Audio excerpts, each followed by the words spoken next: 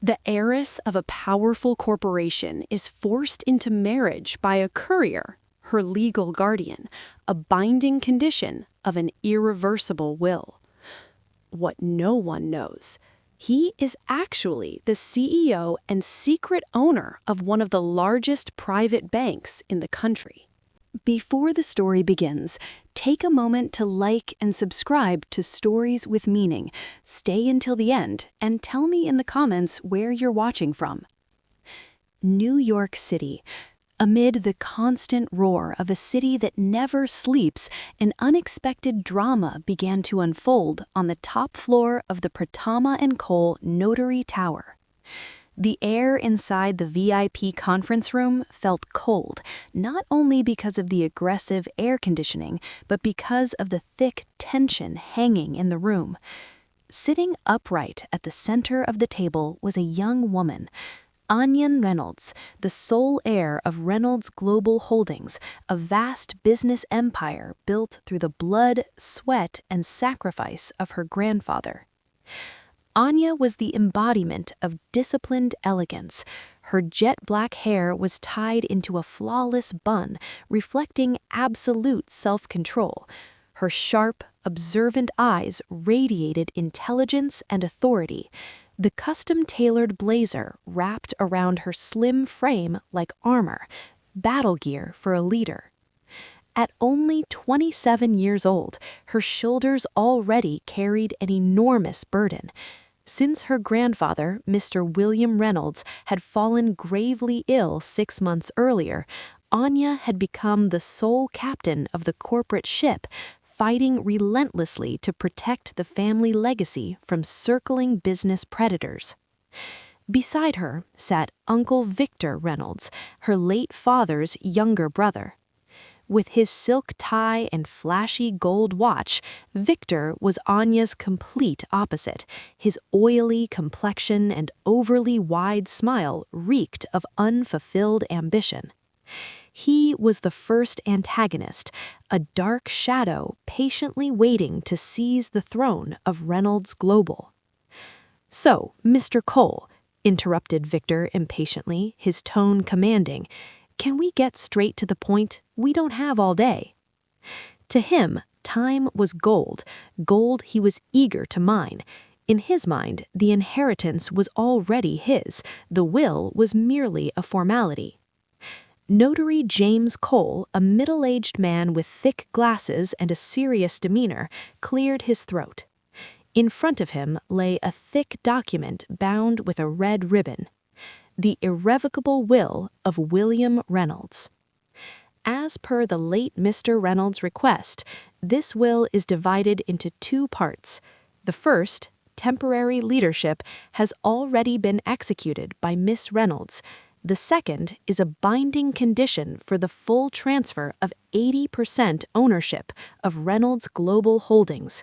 He paused, looking at Anya with sympathy. "Miss Reynolds, to inherit the company in full, you must marry within 1 month, starting today, to a man personally and specifically chosen by your grandfather." Anya's composed expression shattered. "Marry? But why? I've proven I can lead this company. This makes no sense." Her voice trembled with restrained anger and disbelief. Uncle Victor smirked triumphantly. He knew about this clause and was sure Anya would reject it. "Listen, Anya, your grandfather clearly lost his mind at the end. Refuse the marriage and let the shares fall to me. I'll take good care of the company. Trust me." Anya turned toward him, her gaze burning. "Never! I will not let Grandpa's life's work fall into your hands. You've been waiting like a hyena in the desert." She turned back to the notary. "Who is the man?" Her voice was cold, resolute. Notary Cole exhaled. "His name is Ryan Adler." At that exact moment, a knock echoed at the door. An assistant opened it, and a man stepped inside. Every eye turned toward him. The sight was pure irony. The man who was supposed to secure a multi-billion-dollar inheritance looked nothing like a savior. He wore a worn dark green Courier jacket, faded jeans, and scuffed sneakers. In his hand was a scratched full-face motorcycle helmet. A heavy delivery backpack hung from his shoulder. This was Ryan Adler. He wasn't strikingly handsome like the executives Anya was used to, but his eyes, dark brown, deep, calm like a still lake hiding secrets beneath its surface. "I'm sorry I'm late," he said honestly, his voice slightly hoarse. "I had a delivery near Wall Street." He showed no intimidation standing among New York's elite. Uncle Victor burst out laughing. "Is this it? The future husband of Reynolds Global's heiress? A courier? Your grandfather truly lost his sanity." Anya stared at the notary. "Please repeat that," she said coldly. "This has to be a joke." Notary Cole shook his head. "Mr. Adler is the man Mr. Reynolds appointed. This clause is absolute and non-negotiable. If you refuse the marriage, all shares and authority will transfer to Mr. Victor Reynolds." Anya scanned Ryan from head to toe. Humiliation stabbed deep into her pride. She had fought to maintain the flawless image of Reynolds Global, and now her future depended on a marriage that felt like punishment. "Mr. Adler," she said sharply, "do you understand what you're facing? You will marry me, and your life will be bound by my standards. This is not a marriage of love, it's a transaction." Ryan placed his backpack on the floor and met her gaze calmly. "I understand, Miss Reynolds. I'm only fulfilling a promise I made to your grandfather." "A promise? What kind of promise makes a courier marry a CEO he doesn't even know?" Ryan's eyes flickered, too intelligent for a courier. "A man's promise," he replied quietly, "and I only need to fulfill the condition of the will. I'm not interested in Reynolds Global. I just need time." "Time for what?" pressed Victor. Ryan smiled faintly, a smile that never reached his eyes. "To rebuild my life, Mr. Reynolds. Your father guaranteed me part-time work and housing if I agreed." The lie sounded disturbingly convincing. Anya closed her eyes briefly. Her thoughts raced.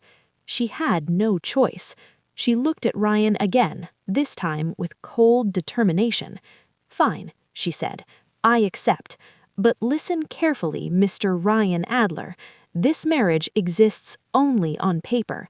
Do not interfere in my work. Do not touch me, and never act like a real husband.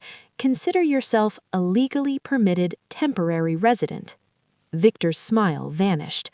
Ryan nodded calmly. "I understand, Anya. I know my place. As your husband, I will remain unseen." "Good." Anya grabbed the pen and signed the document in one swift, angry motion. "Mr. Cole, arrange the wedding immediately, and Mr. Adler, move into the residence arranged in the will. I don't want to see courier helmets or delivery bags in my house when I come home from work." "Yes, Miss Reynolds," Ryan replied politely. As Anya stormed out of the room, she felt as though she had sold her soul to a devil wearing an innocent face. Victor followed, whispering venomously, "You made a huge mistake. Marrying a low-class man will disgrace the Reynolds name. You'll see, I'll own this company sooner or later." Inside the room, Ryan picked up his bag. Notary Cole approached him anxiously. Mr. Adler, was this really necessary? You are the CEO of Dharma Crown Financial Group, the secret owner of the largest private bank in the country. Why go this far?" Ryan looked at him. The harmless courier vanished. His eyes now burned with sharp intelligence and unquestionable authority. He pulled a sleek phone from his worn jacket and displayed a message. "Victor Reynolds has been collaborating with Surya Holdings of Global Capital Bank. They've been sabotaging Reynolds Global for 3 years." He continued calmly. This will wasn't just to save the company, it was to protect Anya, and the best way to get close to her without Victor suspecting anything was to become someone insignificant. He lifted his backpack. This marriage gives me full access to the house and its security. They believe I'm disposable. That's exactly what I need. He turned to leave, once again becoming Ryan Adler, the simple courier, ready to face the days ahead as the husband of the most elegant and arrogant woman in New York City.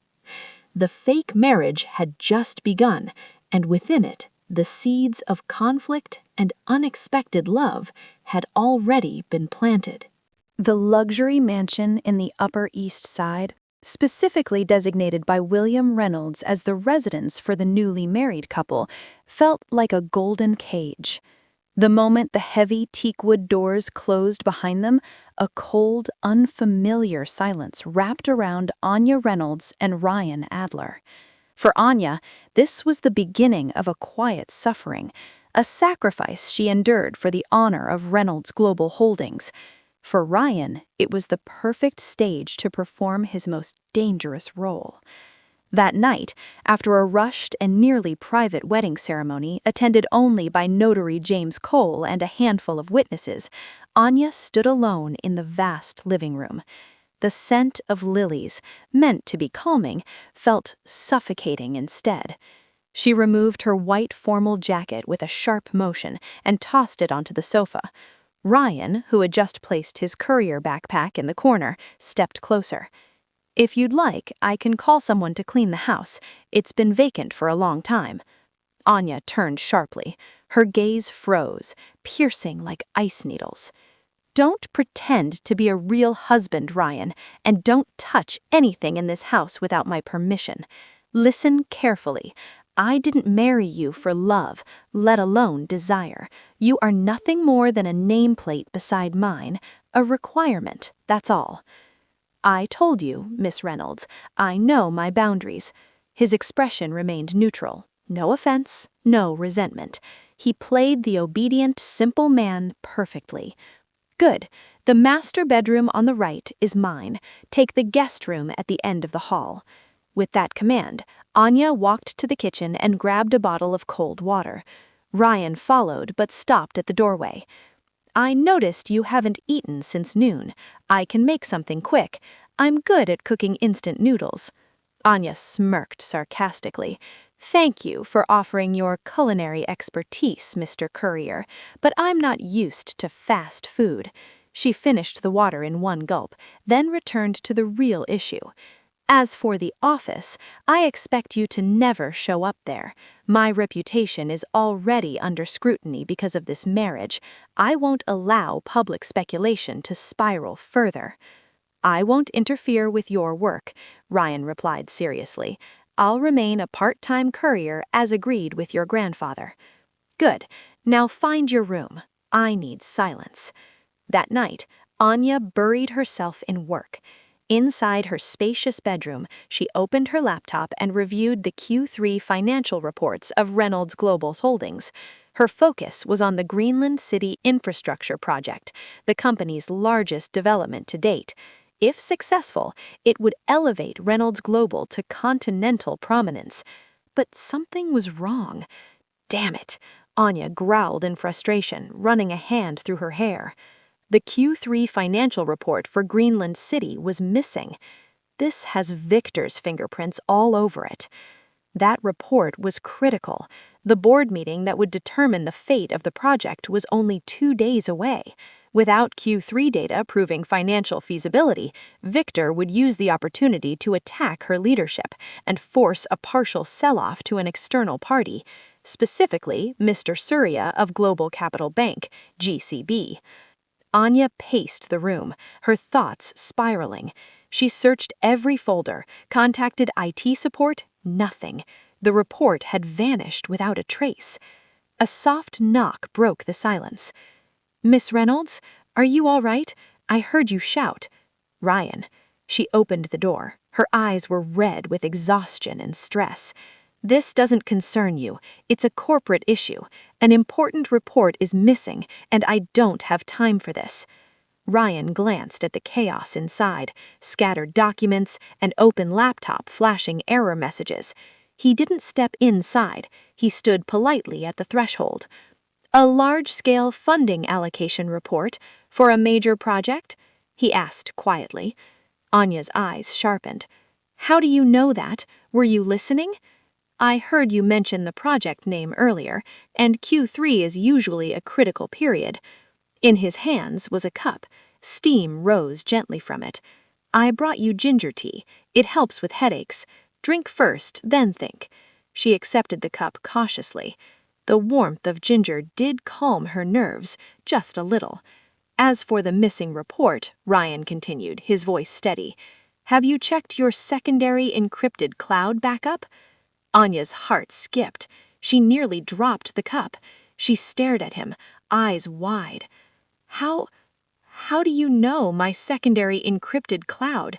That system was known to only a handful of people inside Reynolds Global. Even Victor didn't know." Ryan shrugged casually. "When I was a courier, I often delivered documents to tech startups. I talk a lot about layered data backups to protect cyber attacks. I assumed a large company like Reynolds Global would have something similar. Logical. Shallow. Clever. Very specific assumption," Anya muttered suspiciously. "Maybe coincidence," Ryan added softly. "I once delivered files to a notary who worked closely with your grandfather. I overheard he was extremely paranoid about data security." Anya hesitated, but time was against her. She returned to her laptop and entered the hidden access code, known only to her and her late grandfather. "Damn it! I forgot the password." She slapped her forehead. "It's complicated. Your passwords usually use your grandfather's birth date reversed, combined with the code of his first project, right?" Anya froze. Cold washed over her, not from the air conditioning, but from fear. That password was an absolute secret. Even Notary Cole didn't know. She turned slowly. Ryan stood upright now, his eyes no longer calm, but urgent, worried, as if he'd revealed too much. "I'm sorry," he said quickly, retreating. "I heard your grandfather mumble about it once in the hospital. I accompanied him often. He talked to himself." She didn't have time to interrogate him. Her fingers typed the password. Click. The encrypted cloud opened. The Q3 report was there, complete and untouched, buried beneath layers of security. "You saved me," Anya whispered, relief flooding her. Ryan smiled, a genuine-looking smile. "I just didn't want your work disrupted." But why didn't Victor find this? Anya walked slowly to the window, gazing into the dark New York skyline. Enemies only search where things are visible, drawers, main servers. They never imagine an old tycoon would hide his treasure in his own digital memory.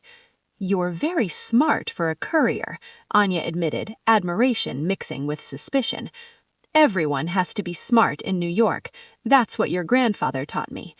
He turned back. "My advice, change all primary access codes, use two-factor authentication, and monitor every device connected to your corporate network. Your enemies aren't only outside, some are already inside." That wasn't courier advice. That was expert-level security strategy. Anya felt it clearly now. Layers of mystery wrapped around her husband. This man wasn't just a courier, he was a shadow. "I'm going to sleep," she said, steadying her breath. "Never enter my room without permission." "Of course," Ryan nodded and headed toward his room. Before entering, he stopped. "One more thing, Miss Reynolds. That report only bought you time, not victory. Victor won't stop. You must prepare for the real battle." The door closed. Anya stared at it. Fear and an odd sense of safety twisted inside her. The man who should have been her disgrace had become her unseen protector. To save her inheritance, she realized, she would have to solve the riddle named Ryan Adler. Their false marriage had begun not with kisses or vows, but with doubt, suspicion, and secret rescue. That night, in the silent mansion, Anya began questioning everything she thought she knew about the man in the room next door. 2 days later, tension inside Reynolds Global Holdings reached a boiling point. The board meeting meant to decide the fate of the Greenland City project turned into a suffocating trial. With the recovered report, Anya won the first round against Victor, securing the project's continuation. But the victory was brief, a spark swallowed by a storm. As she sat in her office, her phone rang. It was an urgent call from the chief financial officer. "Miss Reynolds, we're in serious trouble. Global Capital Bank, the institution financing 40% of the Greenland City project, has just withdrawn all credit lines without warning." The chief financial officer's voice cracked with panic. Anya's blood ran cold. Global Capital Bank was owned by Mr. Surya, her grandfather's longtime enemy, and she knew instantly this was a calculated attack. Such a sudden withdrawal of funds was a devastating blow, one that could push Reynolds Global Holdings into immediate liquidation. This was a disaster. Anya Reynolds immediately called an emergency board meeting. Inside the conference room, Victor Reynolds greeted her with a mask of fabricated sympathy, but behind it, his eyes sparkled with barely concealed delight. "How could this happen, Anya?" Victor said calmly. "GCB has been a long-standing partner. They wouldn't pull funding of this magnitude without reason." He rested his chin on his clasped hands, pretending deep concern. "This must be the result of poor financial management. You've been reckless." "GCB has never had issues with our cash flow," Anya snapped, her eyes narrowing. "This is a deliberate business attack, and you know it." Victor shrugged, his act pristine. "Don't accuse without evidence, Anya. The facts are clear. Reynolds Global is now operationally insolvent. We're short on liquidity. We'll be forced to sell assets, and the fastest option is our controlling shares." Several board members shifted nervously, murmuring in agreement. Panic, the most dangerous storm in the business world, had begun to spread. "Sell our controlling shares to whom?" Anya demanded. "To Global Capital Bank, to Mr. Surya. That's the only realistic option." "Absolutely not," Anya said sharply. "That's been their goal from the beginning. Grandfather warned us about Surya." "Then what's your solution?" Victor snapped, his voice now edged with restrained triumph. "If we don't fill this funding gap within 24 hours, we'll default, and that precedent will destroy us." Anya felt cornered. She had contacted every traditional banking partner. None were willing to cover a deficit this large in such a short time frame. The walls were closing in. Her breath tightened. Just as despair threatened to swallow her whole, her phone vibrated. A message from an unknown number. "Check the latest financial news. Focus on global fund transfer systems. Time is on your side." Anya frowned. "Strange. Excuse me for a moment," she said to the board, then opened her browser. Seconds later, a breaking news headline from a major financial outlet exploded across her screen. Breaking news: Global Capital Bank suffers a coordinated technical attack on its international fund transfer systems. All large-scale credit withdrawals are suspended indefinitely. Anya gasped, nearly dropping her phone. GCB paralyzed. This coincidence was too precise to be accidental. "What is it, Anya?" Victor asked sharply. "You look pale." She slid the phone to the center of the table. "Look, GCB is facing internal system failures. All credit withdrawals, including the one affecting us, are now suspended." Silence fell. Victor's eyes widened. The excitement drained from his face, replaced with genuine panic. He immediately pulled out his phone, dialing frantically. No answer. This must be a mistake. Fake news," he barked, refusing reality. "No," Anya replied firmly. "This is from a verified source. GCB is crippled. This gives us time." She straightened. Postpone all decisions regarding share sales. We'll secure alternative funding while waiting for GCB to recover. The meeting ended in a narrow but decisive victory for Anya. Victor left the room grim-faced, humiliated. That night, the mansion felt unusually quiet after the storm. Anya sat in the kitchen, holding the same cup of ginger tea Ryan Adler had given her 2 days earlier. She could no longer ignore the glaring connection between his advice and today's events. She walked to Ryan's room and knocked softly. "Ryan, are you inside?" The door opened. Ryan stood there in a plain t-shirt and shorts, his hair slightly damp, as if he had just showered. Ordinary, unassuming, every inch a courier. "What is it, Miss Reynolds?" he asked gently. "Is there another problem at the office?" Anya stepped inside and closed the door. "Sit down. I need to ask you something seriously." They sat on simple wooden chairs. Ryan's room was minimal, a few books, an old laptop, and his Courier backpack. Today, GCB withdrew all their funding from Reynolds Global. It nearly destroyed us. Then suddenly, GCB suffered a system failure and froze all transfers. I received an anonymous warning minutes before the news broke. Ryan feigned surprise. "Oh, that is shocking. Big banks often experience technical issues." "Don't play games with me, Ryan," Anya said coldly. Victor was clearly behind the attack, and GCB collapsing at the exact right moment is too convenient. "You know something. Who sent me that message?" Ryan looked down for a moment. When he lifted his head, his expression was subtly different, cooler, sharper. "I might know a few things," he said quietly. "I told you I'm just a part-time courier, but the rest of my time, I observe." "Observe," Anya pressed. "When delivering sensitive documents, I watch how financial systems move, how greedy people operate." "That sounds like espionage." Ryan smirked, a confident, unguarded smile. "Couriers are the best disguise, Miss Reynolds. No one pays attention to us. I overhear conversations, see documents in passing. I've heard rumors that GCB has been aggressively working with shadow entities to crush competitors. And that relates to their transfer suspension, how?" "I'm speculating," Ryan leaned back. "In finance, there are no eternal enemies. GCB likely has a more powerful rival, one with deeper networks. Perhaps that rival learned about GCB's attack on Reynolds Global and struck them at their weakest moment, a coordinated technical assault. By someone with control over highly classified data networks," Anya murmured. "Just a thought," Ryan replied calmly.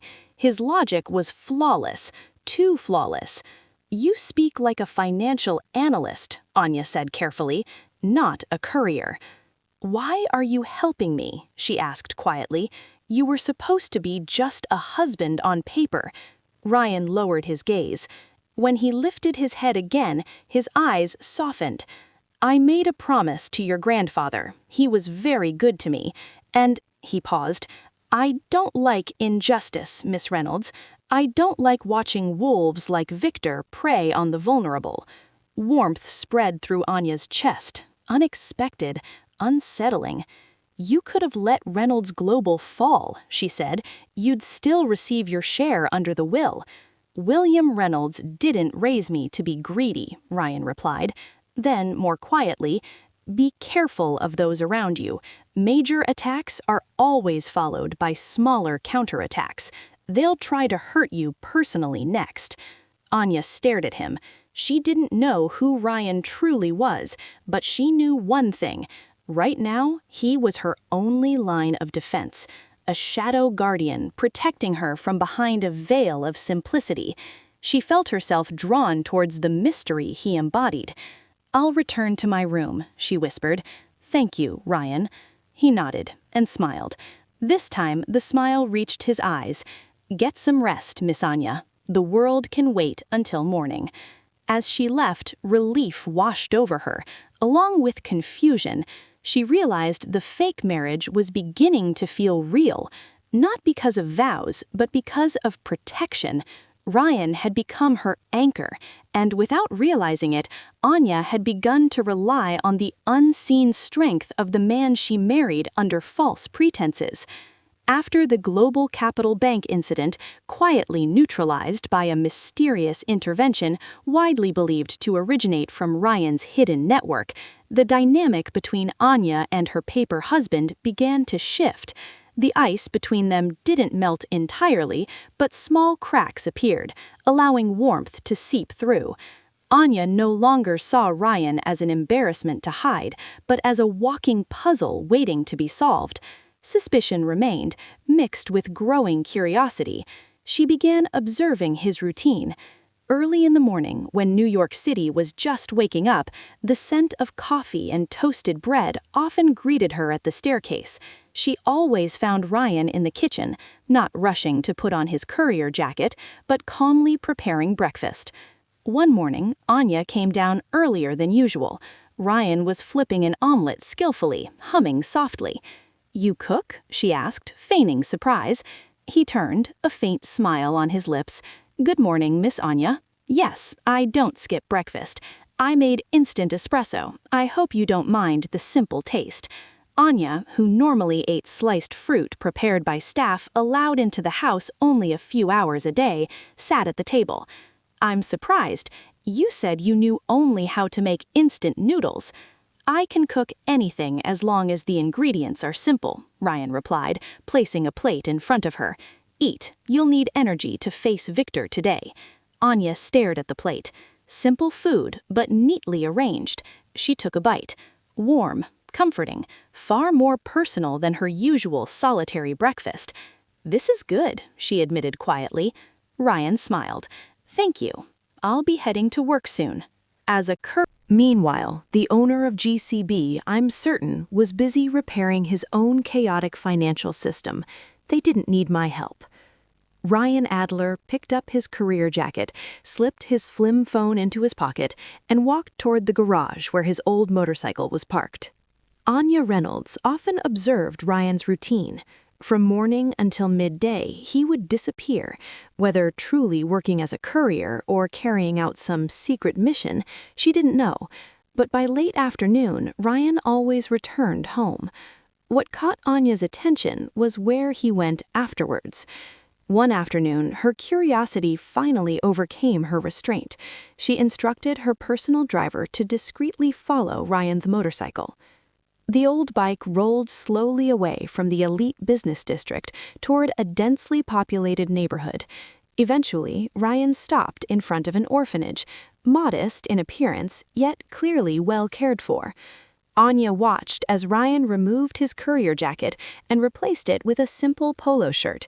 He carried a backpack that, to her surprise, contained not documents or money, but children's storybooks and stationery.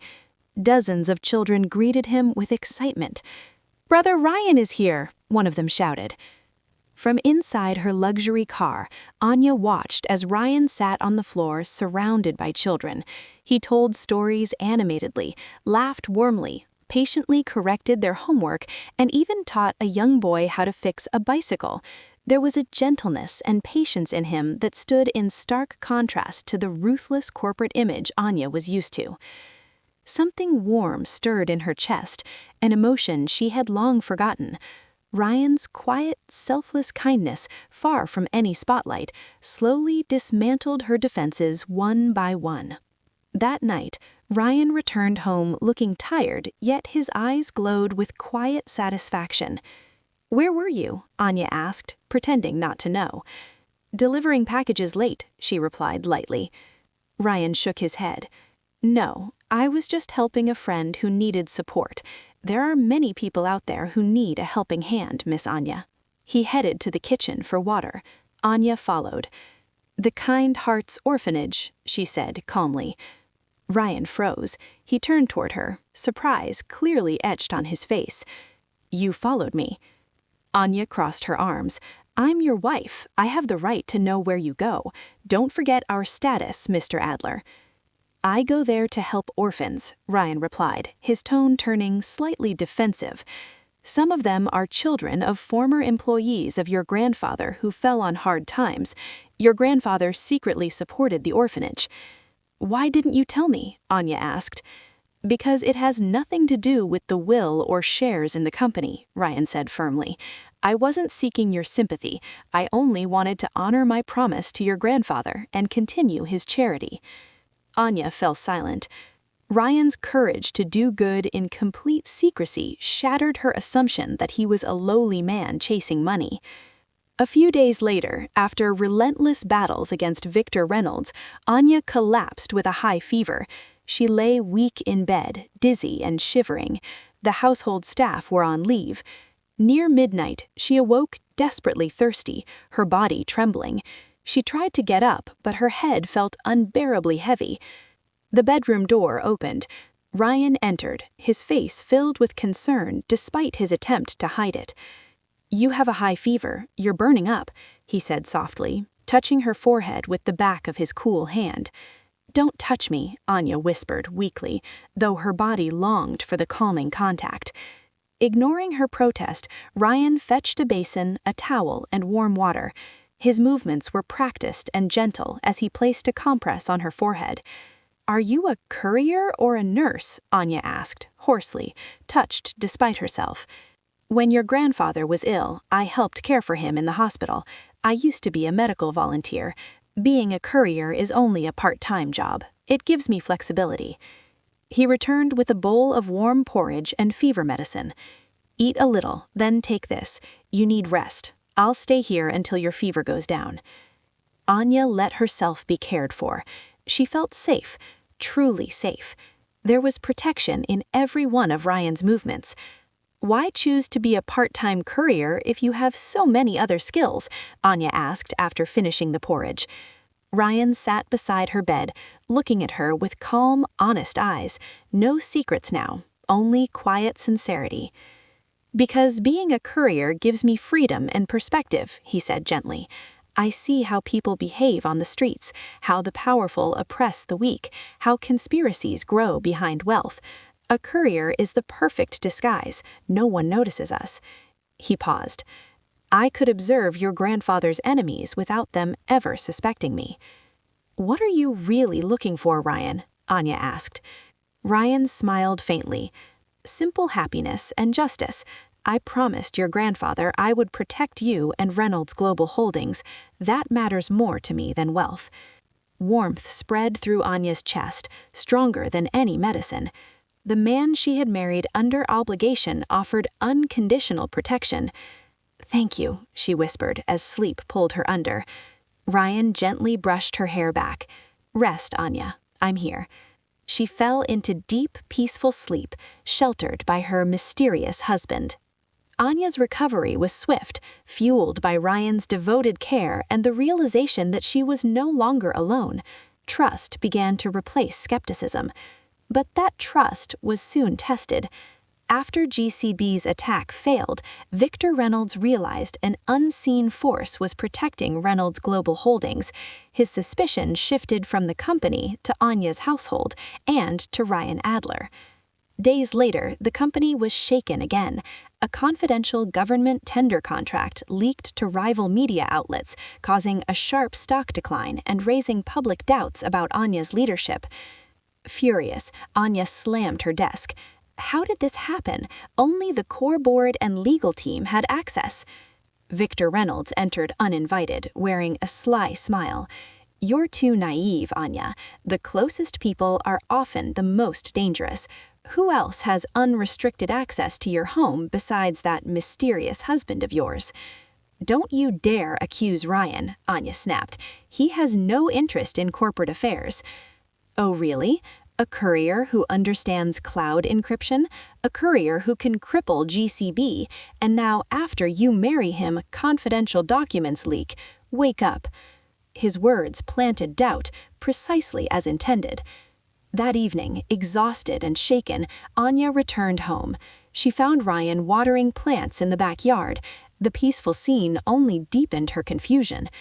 Late that night, while working in her study, she heard a strange noise from downstairs. Suddenly, the lights went out. Total darkness. Her phone vibrated. A message from Ryan appeared on the screen. "Stay where you are, don't move, don't make a sound. I locked your window from the outside." Footsteps thundered below. A door was forced open. Then silence. 2 minutes passed, an eternity in the dark. The lights came back on. Anya rushed out, trembling. In the hallway, Ryan stood calmly outside the guest room he used. He wore a plain black t-shirt and loose pants.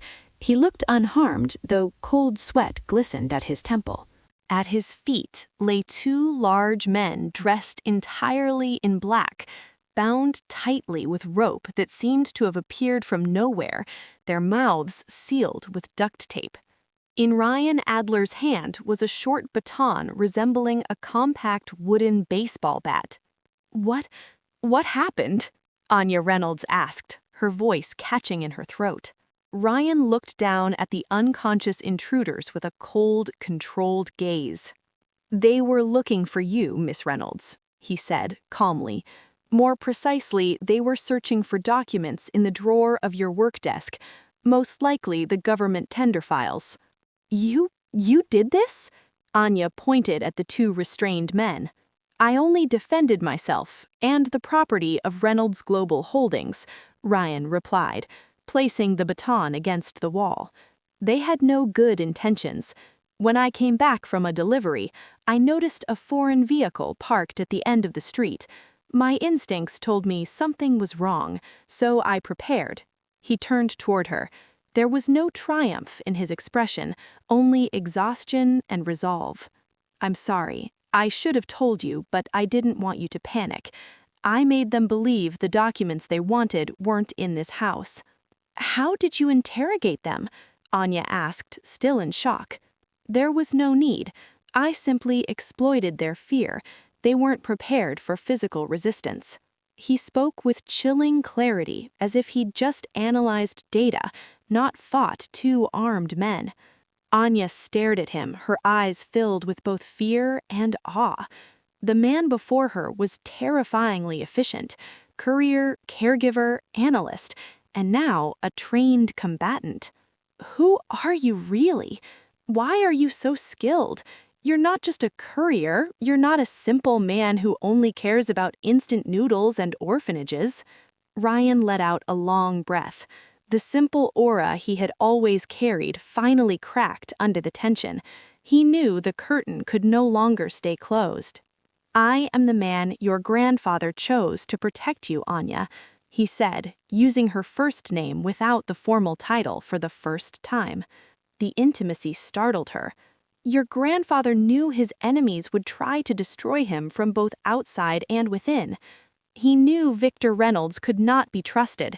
This marriage clause in the will was his way of giving me unlimited access to your life without raising suspicion, as a business advisor or personal bodyguard." "So this was all about access?" Anya asked, hurt creeping into her voice. "Access and time.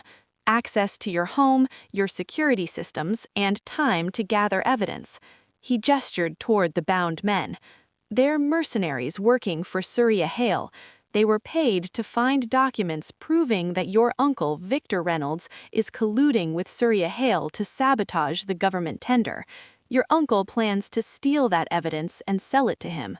"We should call the police," Anya said immediately. Ryan shook his head. "Not yet.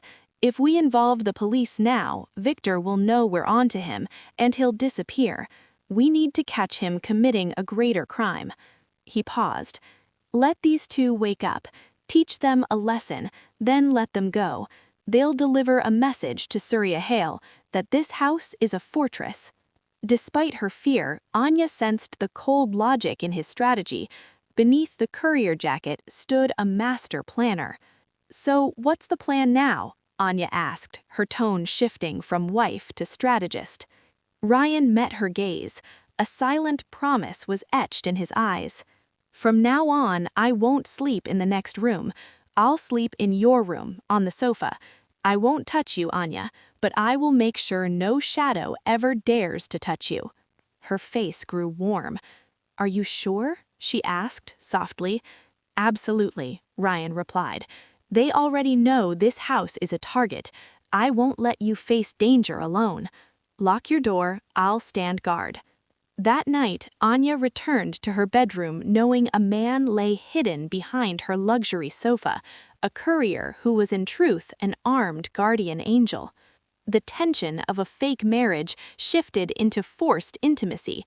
Her trust in Ryan was now complete, beyond logic or doubt. She knew she had to learn who Ryan Adler really was, and she was ready for whatever fate revealed. The unspoken bond between them had hardened into steel, pulling them toward the next chapter of the Reynolds Global Holdings crisis. The morning after the intrusion, the mansion felt different. The two intruders had been released with a harsh warning, yet the calm felt like the stillness before a storm. Ryan kept his word. He slept on the long sofa in Anya's room, never crossing boundaries, yet his presence offered priceless security. For the first time in weeks, Anya slept peacefully. At breakfast, she watched Ryan sip his coffee casually. He looked like the same awkward courier again, as if the previous night had been nothing more than a bad dream. "How does it feel standing guard all night, Mr. Courier?" Anya asked, her voice laced with disguised gratitude. Ryan set down his cup. "Sleeping on that sofa is nothing compared to spending nights in a warehouse during out-of-state deliveries. I'm fine." He looked at her seriously. "After last night, I know you weren't just assigned to observe orphanages. Who are you really? I can't work with you if I don't know who's protecting me." Ryan sighed, caution in his eyes. "I told you, I'm a man who made a promise to your grandfather to protect you and Reynolds Global Holdings from destruction planned by Victor Reynolds and Surya Hale. The rest must remain a secret. That secrecy is our shield." "A fragile shield. I need proof." Before he could answer, her phone rang. It was the property manager informing her that William Reynolds' personal belongings at his old residence were ready to be collected. Anya immediately went to her grandfather's old house, a quiet villa filled with memories. Ryan accompanied her. They entered William Reynolds' study, a room that felt like a shrine to silence. While clearing the antique desk drawers, Anya found something hidden behind thick books, a small carved wooden box, locked.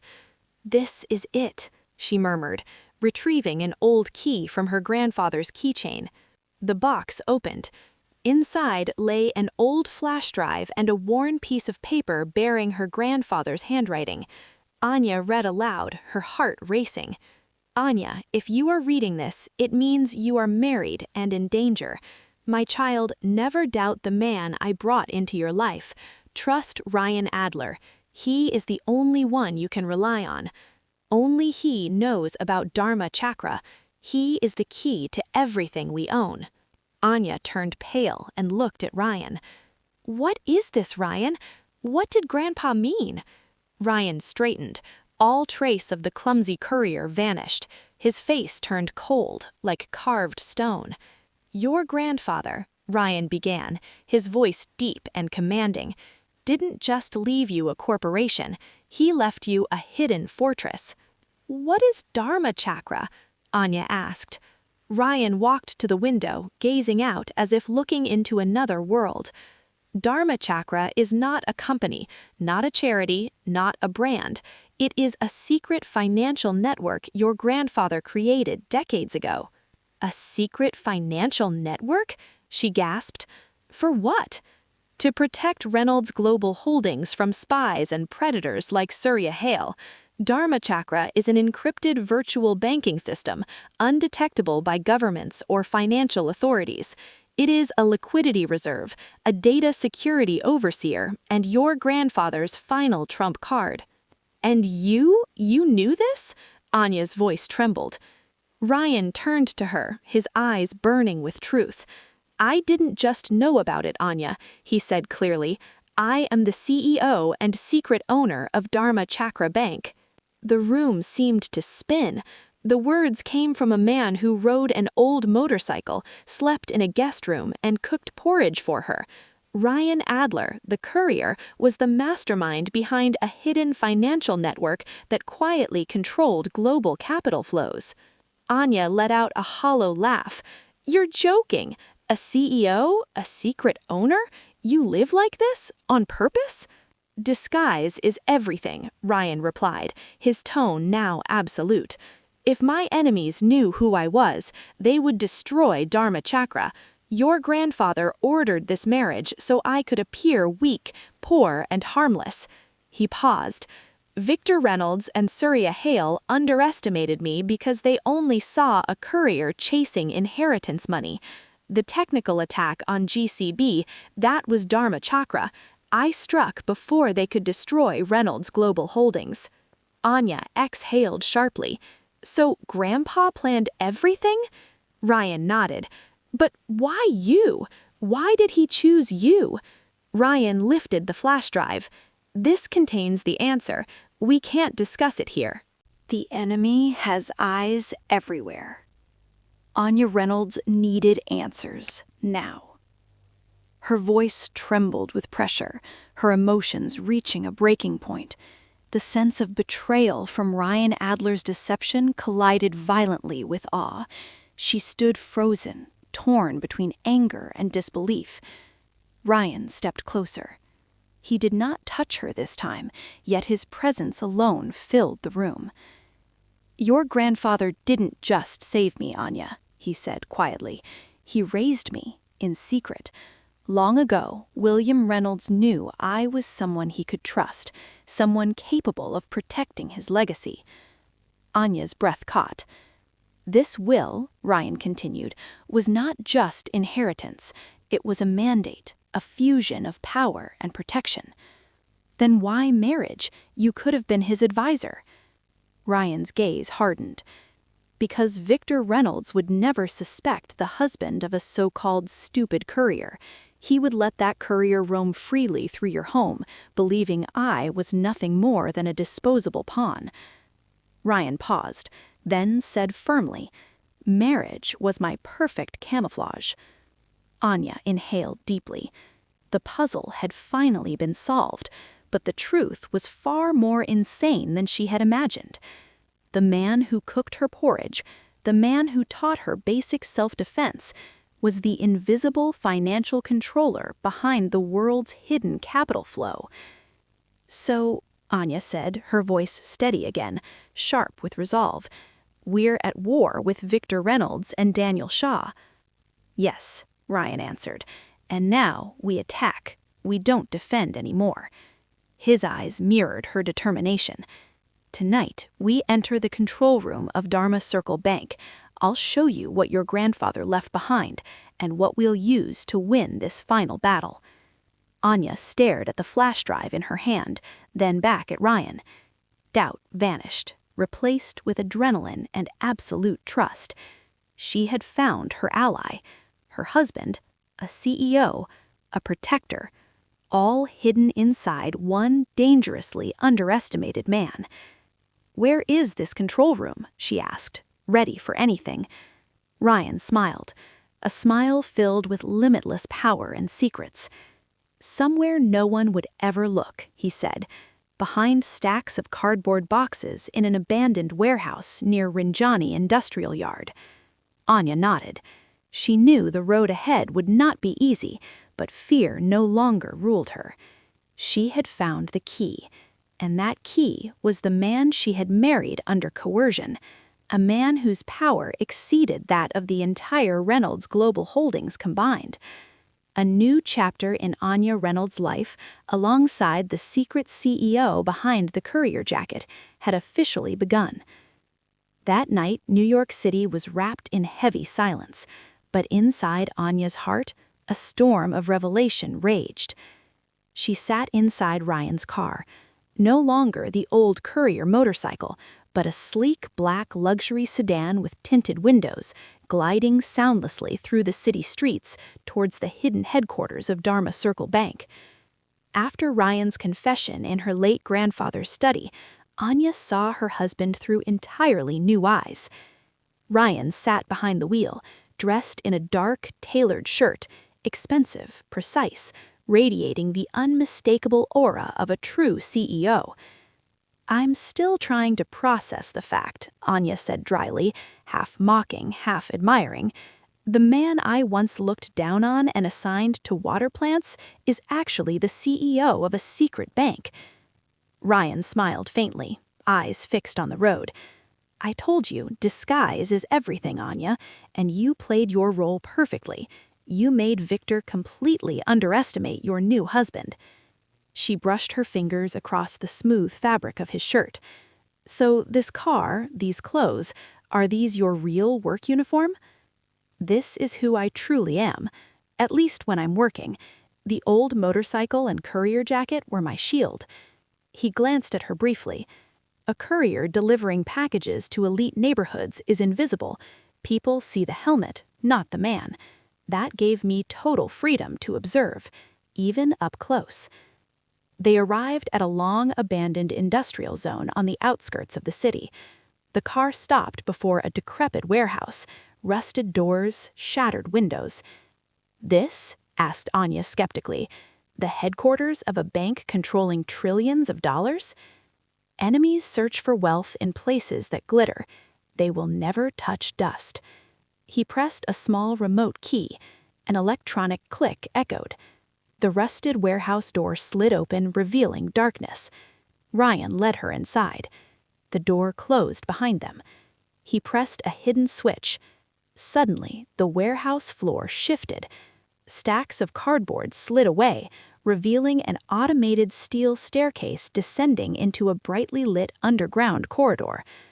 "Welcome to Dharma Circle," he gestured for her to follow. Below, Anya stepped into a world straight out of a spy film. A state-of-the-art data center stretched before her, walls covered in massive screens displaying global financial flows, stock movements, encrypted code. Highly trained professionals worked silently. The moment they saw Ryan, they stood and bowed respectfully. "They are Dharma Circle's core IT and security team," Ryan whispered. "They only know me as the CEO. No last name, communicating through encrypted channels." Anya was speechless. Ryan guided her into his private office, a minimalist space surrounded by holographic displays. "Now," he said, "let's talk business." He projected the contents of William Reynolds' flash drive into the air. "Daniel Shaw, owner of Global Capital Bank, was your grandfather's oldest enemy. His hatred runs deeper than you realize." Data shifted in the air. "He worked with Victor Reynolds to destroy Reynolds Global Holdings from the inside. Shaw needs the Greenland City project to secure massive government contracts. If your company collapses, the project falls into his hands." "I already knew that," Anya said sharply. "But what does Victor gain?" Ryan projected encrypted transfer records. Victor was promised 30% ownership in Shaw's new company after Reynolds Global Holdings is liquidated, plus massive bribes. Ryan's gaze turned deadly. "But there's one secret you don't know, and it changes everything." He looked directly at her. "Victor didn't just betray your grandfather financially. He sabotaged your grandfather's systems while he was critically ill. He tried to force a divisive will." Anya stiffened. "So your grandfather knew about it?" "Yes, you needed immediate protection. That's why he rushed this marriage, before Victor could completely shut down Dharma Circle's security." "So Victor knew about Dharma Circle?" "Not fully," he said. "He only knew there was a hidden treasure. He searched for physical documents. He never realized Dharma Circle exists only as a highly protected virtual network." Ryan projected fresh data. "This is their latest attack, leaking government tender documents to make you appear incompetent before the board. Their goal is to force you to sell majority shares to GCB." Anya straightened. "We flip the board," she said, fire returning to her eyes. "I have 2 days before the board meeting. We prove their conspiracy." Ryan approvingly nodded. "Dharma Circle already has everything: recorded calls between Victor and Shaw, bribery transfers through anonymous accounts, and digital trails proving Victor hacked Reynolds Global Holdings' internal systems." But how do we present it? Anya scoffed. We can't say, my husband was a courier, but he's also the CEO of a secret bank. We don't need to expose Dharma Circle, Ryan said calmly. We only expose their lies. He smiled, dangerously. I'll use Dharma Circle's assets to set a trap they can't refuse. Victor will confess in front of the board himself. Anya studied Ryan, now fully revealed in his true form. This man wasn't just Victor Reynolds' opponent, he was an unimaginable adversary. Why lie about being a courier? She asked softly. You could have been honest with me. Ryan shut down the holograms. The room grew intimate. I had to play my role, Anya. Your grandfather wanted me to learn patience and humility. He also wanted me to see you not as a spoiled heiress, but as a young woman fighting alone. He met her eyes. At first, this was just a mission, but now, watching you struggle, watching you underestimate me, watching you collapse from stress, my feelings changed. I protected you not because of the will, but because I cared. Anya cheeks warmed. So the ginger tea, the protection, all real? Yes. At first, this marriage was a mission, but now you are my mission and you are my wife. He took her hand, his grip firm, no longer awkward. We're a team. With Dharma Circle's assets and your leadership at Reynolds Global Holdings, we are unstoppable. Anya squeezed his hand back. Doubt vanished, replaced with unity. That night, inside the secret headquarters of Dharma Circle, Anya Reynolds found not only the key to her grandfather's legacy, but a true ally. Ryan Adler returned to his role of the calm, unremarkable husband, maintaining his disguise before the outside world. But inside the house, he was the chief architect behind every move Anya Reynolds made. Their dining table, once the stage for awkward breakfasts, had transformed into a war room, covered with high-end laptops, encrypted files, and shifting financial models. We have less than 24 hours before the board meeting, Anya said, pointing at the graphs glowing on her screen. Victor Reynolds will push hard for a forced stock sale. The leaked tender documents are his final bullet. Across from her, Ryan sipped his coffee casually, his expression relaxed, but his eyes were razor-focused on the projected data. We won't wait for him to shoot, Ryan said calmly. We'll make him shoot himself. Anya looked up. How? Victor suffers from hubris, unchecked arrogance, Ryan replied. He believes all evidence of bribery and recorded conspiracies are safe inside Daniel Shaw's network, and Shaw believes Global Capital Bank's system is impenetrable. A faint, dangerous smile curved Ryan's lips. They forget that Dharma Circle is a shadow that can see through walls. He tapped the screen. We've already copied everything from your grandfather's flash drive.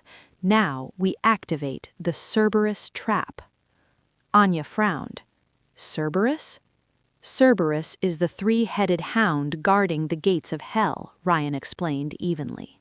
This trap unleashes 3 attacks, simultaneously, on Victor Reynolds and Daniel Shaw. His voice carried the calm certainty of a master strategist. First, we leak a small portion of Victor's bribery evidence to one board member who remains fiercely loyal to Reynolds Global Holdings. That plants doubt. He swiped the screen.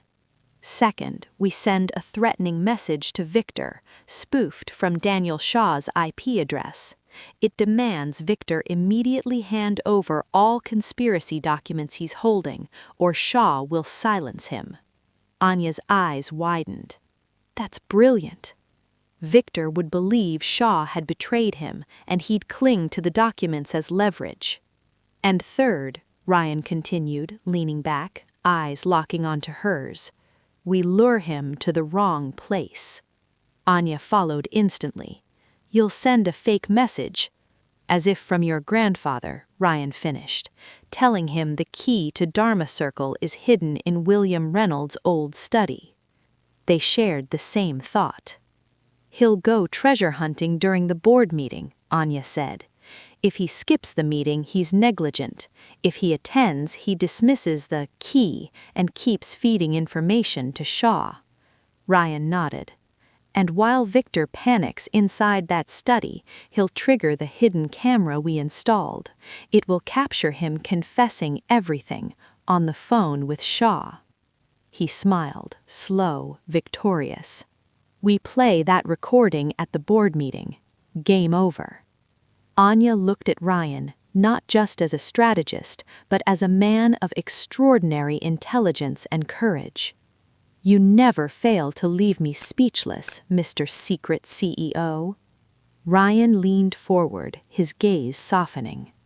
And you, Anya, you're a natural leader. Your decisiveness and speed of thought are priceless assets to Reynolds Global Holdings. I understand why your grandfather chose you. They fell silent. Amid conspiracy and warfare, the quiet felt intimate. Anya's hand rested unconsciously on the table. Ryan gently covered it. Everything we've done, this disguise, this protection, Ryan said softly. Do you ever regret carrying this burden alone? Anya squeezed his hand.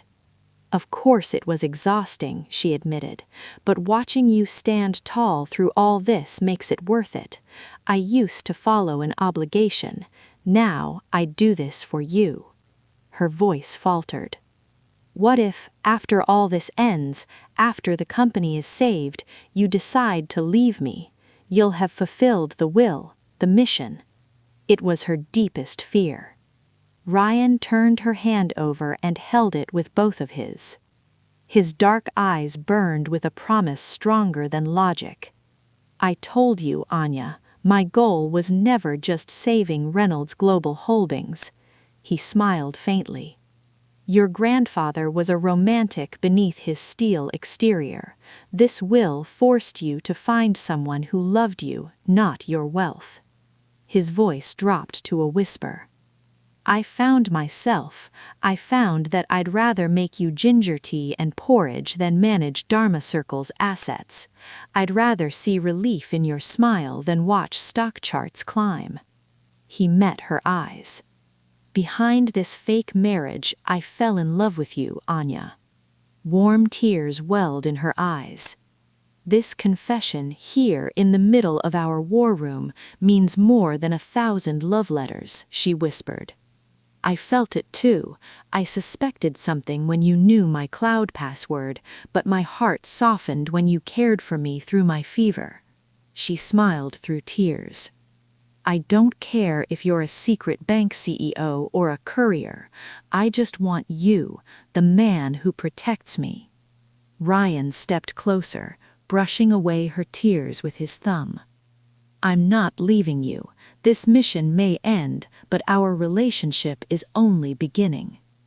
Ryan's phone suddenly vibrated. An encrypted message flashed across the screen. He straightened instantly, back into strategist mode. The Cerberus trap is live, he said. Victor just received the message from Daniel Shaw. He's panicking. He's trying to contact him now. Anya stood. Then it's time. Yes, Ryan replied. Prepare for the board meeting, Mrs. Reynolds. Let Victor panic in William Reynolds' old study. Let the board witness his downfall. There will be no more secrets between us, he added with a smile. Anya nodded, courage filling her chest. She walked towards the door, ready to face the board. Behind her stood Ryan Adler, secret CEO, extraordinary husband. That night, amid a storm of conspiracy, true love bloomed, granting them expected strength for the greatest twist yet to come. The boardroom. That morning, Reynolds Global Holdings was wrapped in lethal tension. The boardroom became the stage where the company's fate would be decided. Anya entered wearing a navy power suit, exuding the calm authority of a queen ready for war. In her hand was a flash drive containing not just financial data, but carefully engineered evidence. Victor Reynolds was absent. "Where is Mr. Reynolds?" an older board member asked. Anya replied calmly, "He sent word that he has an urgent matter and will join shortly," knowing he was tearing apart William Reynolds' old study, chasing a lie. Daniel Shaw, seated as GCB's representative, grew impatient. "We can't delay," Shaw snapped. "The tender leak and funding issues have damaged our reputation. I motion the immediate sale of majority shares to Global Capital Bank." The room erupted in heated debate. Anya defended her position with sharp, logical arguments, but she knew logic wasn't enough. Then, one board member's phone rang. "Breaking news," he announced. "Victor Reynolds has just been reported by anonymous sources for receiving massive foreign bribes to sabotage Reynolds' global holdings." The room exploded. Daniel Shaw went pale, then forced a laugh. "Fake news, a distraction from your failure." "Is it?" Anya challenged calmly. She signaled her assistant. The projector lit up. Live footage appeared from a hidden camera inside William Reynolds' old study. Victor Reynolds filled the screen, sweaty, frantic, ripping through drawers. "Damn it, where is that key?" he shouted. "Daniel Shaw is insane. He threatened to expose me.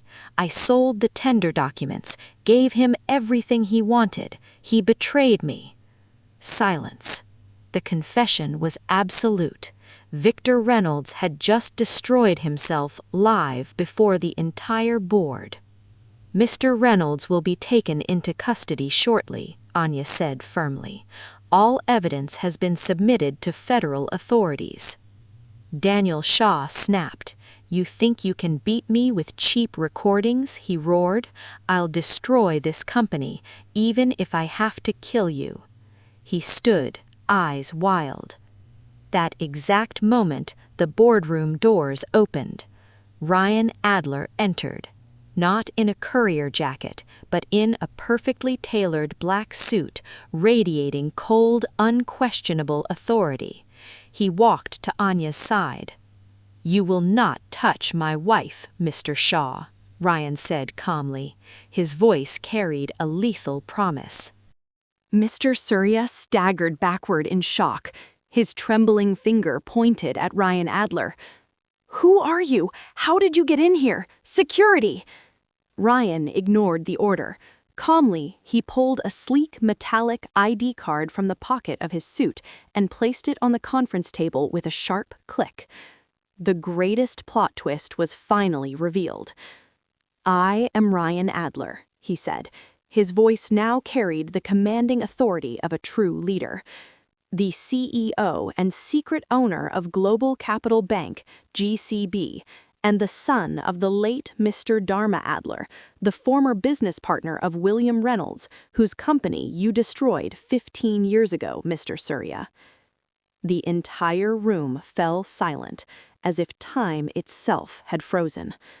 Mr. Surya's face drained of color, shifting from rage to pure terror. "Impossible! You—" He jolted violently, his gaze locked at Ryan. "You're the child who died in that accident? You were supposed to be dead." Ryan stared back at him, his eyes now filled with memories of pain and vengeance. "The accident you orchestrated," Ryan said coldly. "You destroyed my father's business and nearly wiped out my entire family because of your corporate vendetta. William Reynolds, burdened with guilt for failing to protect us, rescued me, raised me in secret, and prepared me for this moment. Global Capital Bank is the fortress my father and William Reynolds built together, and I am its rightful heir." A painful truth settled over the room. The marriage clause in the will was never just about saving Reynolds' global holdings. It was about uniting two legacies you tried to destroy, Mr. Surya. In his final attempt to atone for past failures, William Reynolds didn't merely protect Ryan, he gave him the opportunity to exact justice with elegance, to save his only granddaughter and reclaim what was stolen. Mr. Surya, now with nothing left to lose, grabbed a sharp pen from the table and lunged toward Anya. "I'll kill you, Anya, and destroy your grandfather's legacy." Ryan moved with terrifying speed. He caught Anya's wrist mid-air. A brief struggle erupted, but Ryan was far stronger and better trained. He slammed Surya to the floor. "This attempted murder, Mr. Surya, is the final proof we needed," he said, restraining him firmly. At that moment, security teams stormed in, followed by Notary James Cole, escorted by police officers who had been waiting outside. With a trembling voice, the notary announced, "Mr. Surya is under arrest for conspiracy, bribery, and attempted murder. Victor Reynolds has also been apprehended in William Reynolds' former office. Miss Anya Reynolds, you are hereby confirmed as CEO of Reynolds Global Holdings, and Mr. Ryan Adler, your identity as CEO of Global Capital Bank, GCB, has been officially verified by federal financial authorities." Anya turned toward Ryan, her emotions in turmoil. She had been saved, her company was secure, yet she felt both betrayed and deeply loved. Ryan released his grip on Surya, now in handcuffs, and stepped toward her. "I know this is overwhelming, Anya," he said softly. "I had to keep this secret, even from you. Surya's vendetta against me was personal. I couldn't risk you becoming his pawn." He gently held her shoulders, his eyes pleading for understanding. Tears welled as Anya shook her head. "So this marriage, the disguise, it was all part of your revenge plan?" Her voice cracked. "And the love you spoke of, was that an act too?" "No." Ryan cupped her face with both hands. "At first, I was only fulfilling a promise. Yes, I wanted justice for my father and to honor your grandfather's will, but the moment I saw you, your loneliness hidden behind expensive blazers, everything changed. The love came without a script. Anya, it's the only real thing that existed amid all this deception. I love you not for your inheritance, but for your strength." Anya searched his eyes, torn between anger and love. And there, beneath the layers of calculation, she found sincerity. "You'll have to prove it, Ryan," she whispered. She knew, even in shock, that she could no longer imagine life without the man who had protected and saved everything she loved. Ryan nodded. "I'll spend the rest of my life proving it, my wife." Later that night, in the quiet of their now too silent home in the Upper East Side, New York, Anya and Ryan sat across from each other. Ryan no longer hid behind simplicity. He was every inch a strategist and leader, but his eyes revealed a vulnerability Anya had never seen before. "I need time to process all of this," Anya said softly.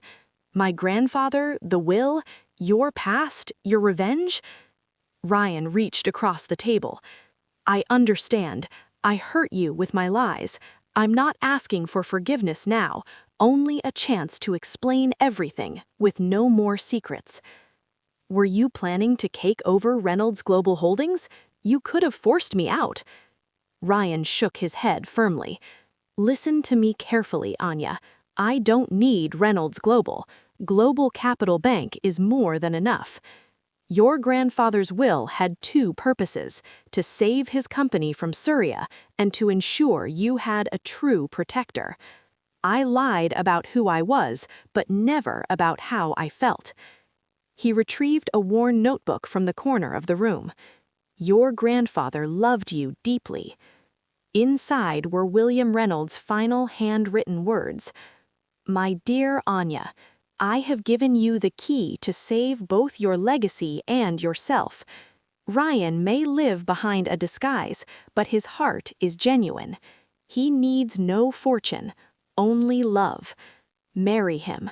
It is the only way I know to protect your happiness, and do not let him walk away once his mission is complete." Tears soaked the pages. This was no longer about shares or conspiracies. It was a grandfather's love letter to his granddaughter. Ryan embraced Anya behind. He wanted us together, not just as partners, but as husband and wife. Anya leaned into him. "It's hard accepting that you're a secret CEO who could dismantle empires overnight." Ryan smiled gently. "I'll prove I can be a better husband than CEO. From now on, Global Capital Bank will operate in the shadows. My focus is you and Reynolds Global Holdings." He turned her toward him.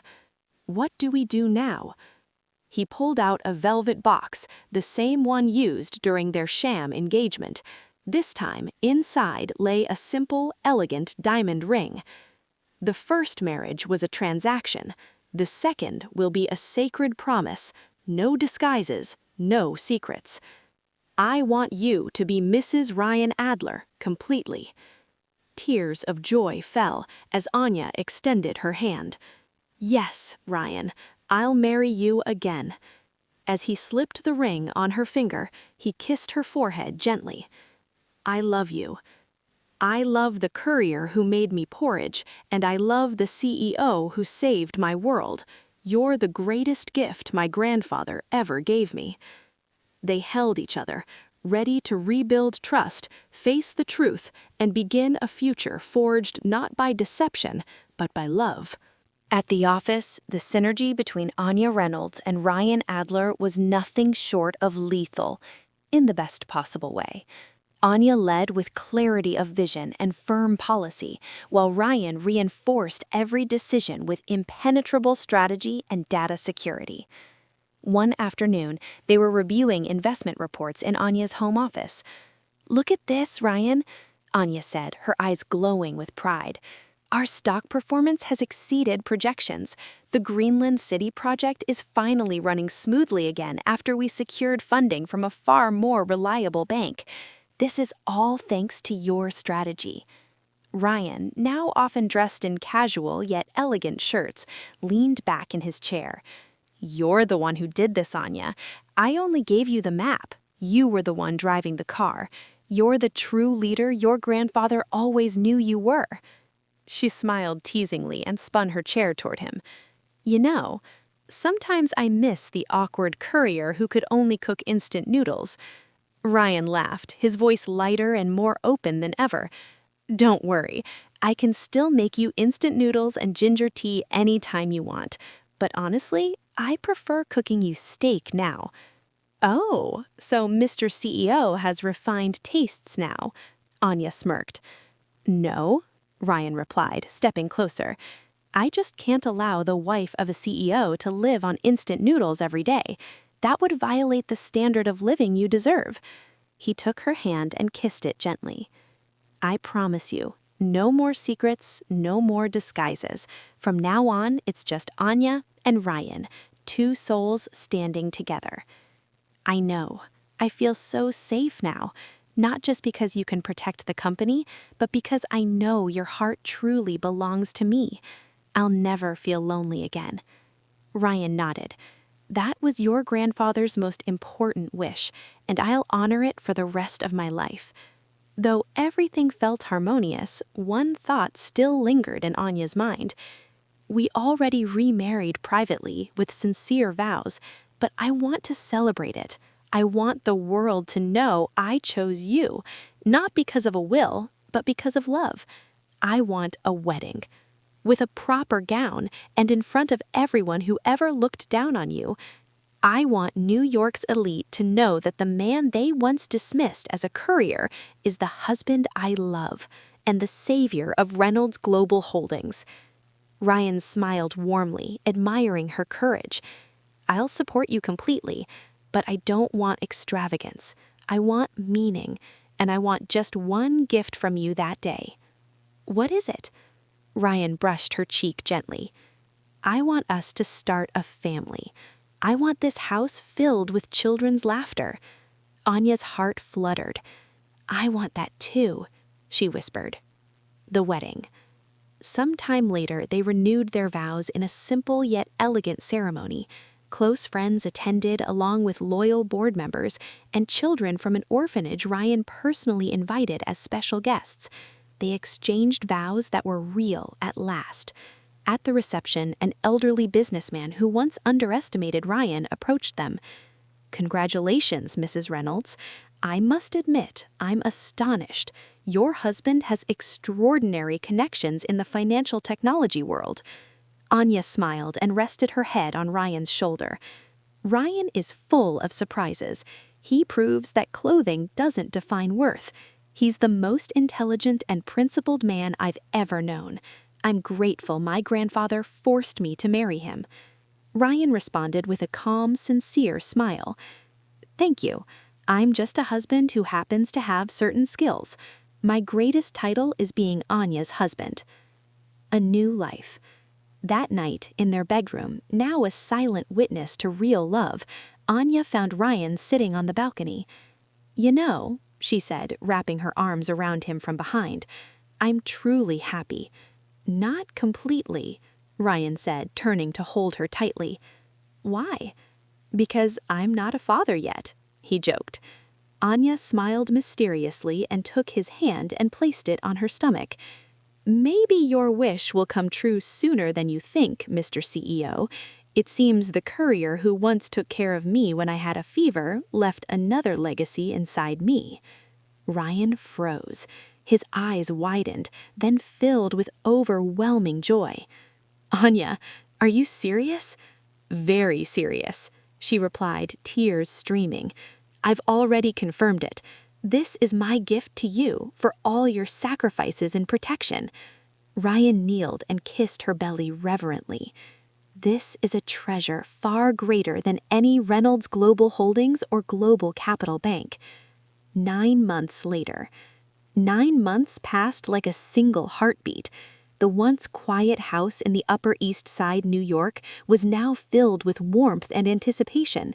Anya's pregnancy went smoothly, and Ryan became the ultimate devoted husband, trading tailored suits for a kitchen apron on weekends, cooking healthy meals, and still making porridge on mornings when nausea struck.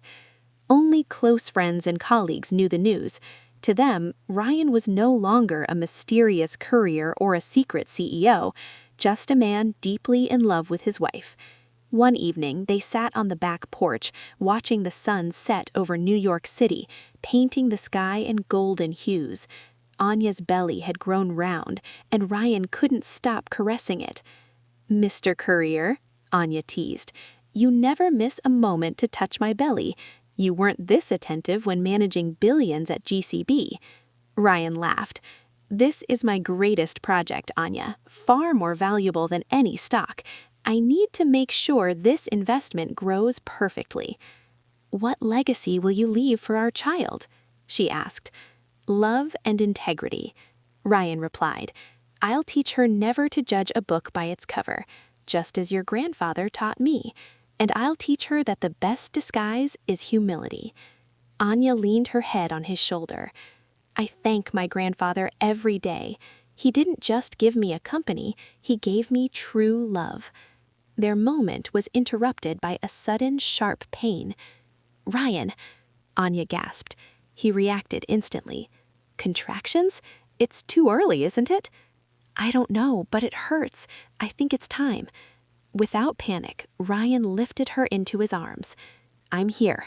We're going now." The birth. At the hospital, time crawled. Ryan, who could once control global financial networks with a keystroke, now paced helplessly outside the delivery room, clutching his wedding ring. Then a baby's cry shattered the silence. The door opened and a nurse smiled brightly. "Congratulations, Mr. Adler. Your baby girl is healthy." Inside, Anya lay exhausted but radiant, holding their tiny daughter. "She's beautiful," Anya whispered. Ryan took the baby gently into his arms, tears falling, far more precious than all the assets of GCB. "Hello, my love," he whispered. "Welcome to the world." They named her Dharma Reynolds, a symbol of love, sacrifice, and justice. She's proof that we didn't just fulfill a will, we found our destiny," Anya said softly. Ryan nodded. "Once I lived only by duty. Now I have the strongest reason in the world to live and to love." Epilogue. "Mr. Courier," Anya teased one morning, "what's your dream now?"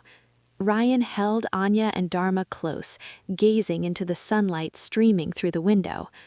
"My dream is to live ordinary days, making breakfast for you and our daughter, taking you to work, teaching Dharma how to fix a bicycle, telling her stories about her great-grandfather. I don't want to be a secret anymore. I want to be home." Anya leaned into him, knowing they had reached the end of a long, complicated journey. A forced marriage born of lies and conspiracy had become the greatest gift of her life. She had married a courier who turned out to be the CEO of a secret bank, but more importantly, she had married a man with a boundless heart. A happy ending.